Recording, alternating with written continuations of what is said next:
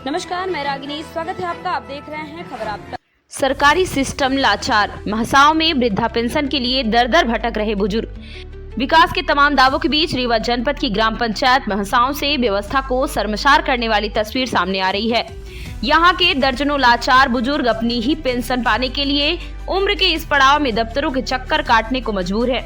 महीनों से पेंशन रुक जाने के कारण सामने 2 वक्त की रोटी और दवाई का संकट खड़ा हो गया है, लेकिन प्रशासनिक अमला अब तक केवल आश्वासनों की घुट्टी पिला रहा है। स्थानीय बुजुर्गों ने महासाव पंचायत कर्मियों पर आरोप लगाते हुए कहा कि पंचायत कार्यालय ग्रामीणों के कार्य हेतु कभी समय पर नहीं खोला जाता है।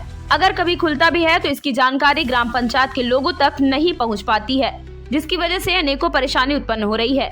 पेंशन न मिलने की समस्या पर जब ग्रामीण बैंक महासाव शाखा के मुख्य अधिकारी से बात की गई तो उन्होंने तकनीकी कारणों का हवाला दिया।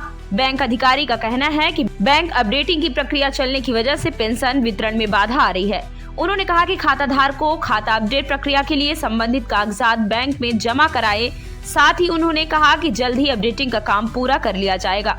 लेकिन सवाल यह है कि इस तकनीकी देरी का खामियाजा ये बेसहारा बुजुर्ग कब तक भुगतेंगे। हालांकि निराकरण मामले की गंभीरता को देखते हुए रीवा जनपद सीईओ ने संज्ञान लिया है।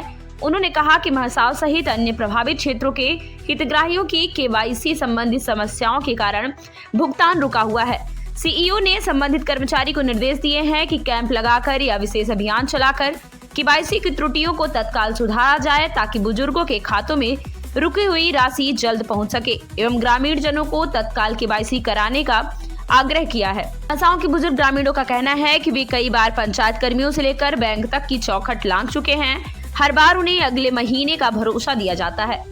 लाठी के सहारे चलते इन बुजुर्गों का पूछना है कि अगर सरकारी मशीनरी इतनी सुस्त है तो उनके जीवन का गुजर बसर कैसे होगा। अब देखना यह होगा कि बैंक और प्रशासन की यह जल्दबाजी मोहलत कब खत्म होती है और इन कांपते हाथों को उनका हक कब मिलता है।